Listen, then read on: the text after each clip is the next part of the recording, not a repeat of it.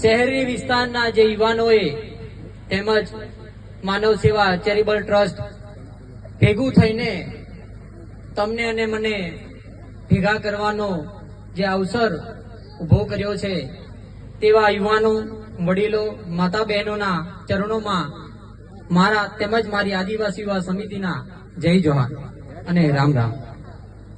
મિત્રો, મા કાલીના સાનિધ્યમાં જ્યારે અહીંયા પધારવા માટે ઉભા થયા છે અમે, ત્યારે આપણા વિસ્તારના શૂરવીરો એવા આપણા આદિવાસી માટે બલિદાન આપ્યું છે એવા જોડિયા પરમેશ્વર, રૂપસિંહ નાયક તેમજ ગલાલ નાયક, રાવજી ચીમનભાઈ બારિયાને યાદ કરીને એમના ચરણોમાં પણ મારા જય જોહાર અને રામ રામ કરું છું.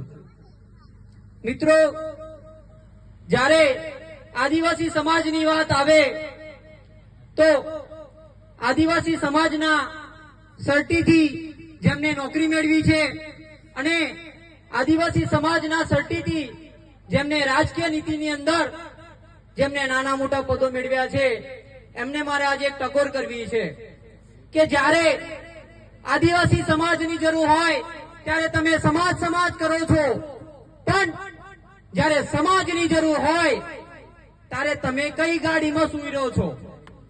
તમે એસી વાળી ગાડીમાં સૂઈ રહ્યો છો. તમારી ઓફિસની અંદર એસીઓ લગાવેલી છે અને તમારા ઘરની અંદર એસી લગાવેલી છે, ત્યાં બે પગ ઊંચા કરીને સૂઈ રહ્યો છો.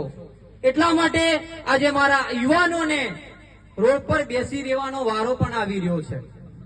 મિત્રો, જ્યારે આપણા બંધારણના અધિકારોની વાત હોય, જ્યારે 73 એ અધિકારો છીનવાતા હોય, અનુસૂચિત 5 ની વાતો હોય, તેમજ પેસા એક્ટની વાતો હોય, ત્યારે આપણા એ બનાવેલા આપણા જ મિત્રો, આપણા જ નેતાઓ ઘરની અંદર સૂઈ રહે છે. એટલા માટે મિત્રો, તમારે અને મારે હવે જાગવાની જરૂર છે. આપણામાં જે જનૂન, જોશ અને જુસ્સો રહેલો છે, હર હંમેશ માટે આપણા પૂર્વજો પણ સાહસ કરતા આવ્યા છે. એ સાહસને આપણે પણ ઉભું કરીને આપણે શિક્ષણ તરફ વળવાની જરૂર છે.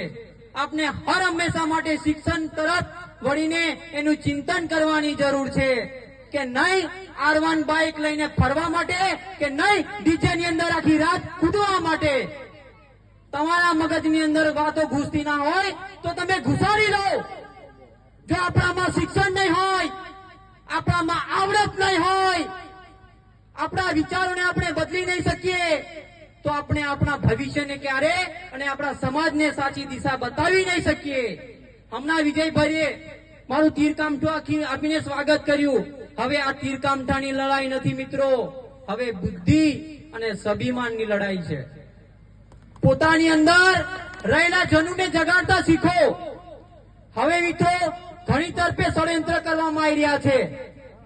ગોધરા વાળો હાલોલમાં ના જાય, હાલોલ વાળો ઘોગંબામ ના જાય, ઘોગંબા વાળો બારિયામ ના જાય, બારિયા વાળો ઘોગંબામ ના આવે. હવે આપણા ભાઈઓને છૂટું પાડવાનું પણ કોઈક લોકો કાવતરું કરી રહ્યા છે. વિચારવાની પણ જરૂર છે. નહીં વિચારો તો આપણો જ ભાઈ આપણાથી છૂટો પડી જશે. આપણા ભાઈને છૂટો પડવા દેવાનો છે? પડવા દેવાનો છે? તો આપણા ભાઈ છૂટો ના પડી જાય એના માટેનું પણ સાહસ આપણે જ કરવાનું છે અને આપણી પોતાની લડાઈ આપણે જાતે જ લડવાની છે. બીજો કોઈ લડવા નથી આવવાનો. એ પણ બુદ્ધિની લડાઈ છે. હવે તીરકામઠાથી નહીં મિત્રો, સુધરી જજો, ચેતી જજો. મોટા આઈફોનો લેવાનું બંધ કરી દેજો. રાતો આખી પ્રકૃતિની પૂજા કરીને આપણા વડીલોએ આજે આપણે વિસ્તારને બચાવી રાખ્યો છે. આદિ અનાદિકાળથી આપણો વિસ્તારની અંદર આપણા વડીલો પૂર્વજોએ બધી જમીનો, જંગલ અને જળ બચાવી રાખ્યું છે. એને સાચવવાની પણ જવાબદારી હવે આપણે પોતાની છે. મિત્રો, આપણને નાના મોટા પ્રોગ્રામો કરીને લેલું, ટગારું, પછી રાગ આવે તો જમીન ખેડવા માટે હલ લાગડું, એટલે અમુક લોકોના એવા કાવતરા છે કે જે કોન્ટ્રાક્ટર છે, કડિયા કામ કરે છે, મજૂરી કરે છે, એનો છોરો મજૂરી કરવો જોઈએ અને જે હલ લાગડું કરીને ખેડે છે એનો છોકરો બી ખેડવો જ જોઈએ. હવે આ બધા પર મંથન કરવાનું યુવા મિત્રોએ આપણે બધા એક થવાની જરૂર છે.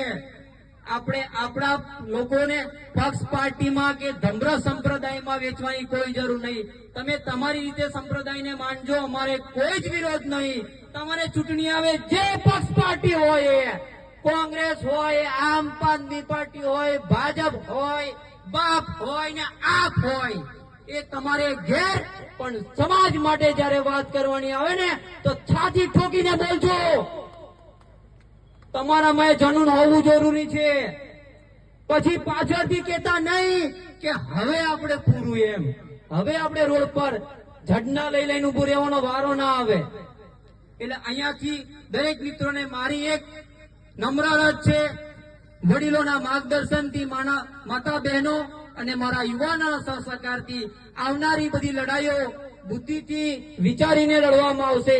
આપના સૌના સહકારની જરૂર છે. એટલા માટે યુવાનોને ખાસ કહેવું છું કે અમે પણ કેવી પરિસ્થિતિમાં ભણ્યા છે એ અમે પોતે જાણીએ છીએ. આ ગામ જામુડી ગામની અંદર મારું 2 વર્ષનું છે. આ રામભાઈ હોય, વિજયભાઈ હોય, એમની નજીક તો મેં નાનો છોકરો થઈને આજે ડોક્ટર સાહેબ કહે છે, બાકી એમની નીચે જ મોટો થયેલો હું છું. એ રામભાઈ જીસીબી વાળા પાસે બિચારાને એક જ જીસીબી હતું. આજે તો બહુ પરિસ્થિતિ સારી છે. એવી પરિસ્થિતિમાંથી આપણા વિસ્તારના લોકો નીકળે છે, તો તમે કેમ નહીં?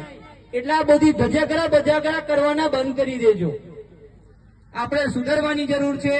આપણા વિસ્તારને વિદેશના લોકો અહીંયા આગળ હમણાં પિક્ચરની વાત થઈ રહી છે. આપણી પોતાની સંસ્કૃતિ ભાઈ કોઈ ધર્મ સંપ્રદાય નતો, એની પૂર્વેની સંસ્કૃતિઓ છે આપણી.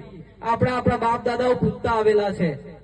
એટલે વધારે કઈ ન કહેતા આપણે શિક્ષણ તરફ વળવાની જરૂર છે. આપણે બુદ્ધિની લડાઈ લડવાની જરૂર છે. આપણે બાઈકો લઈને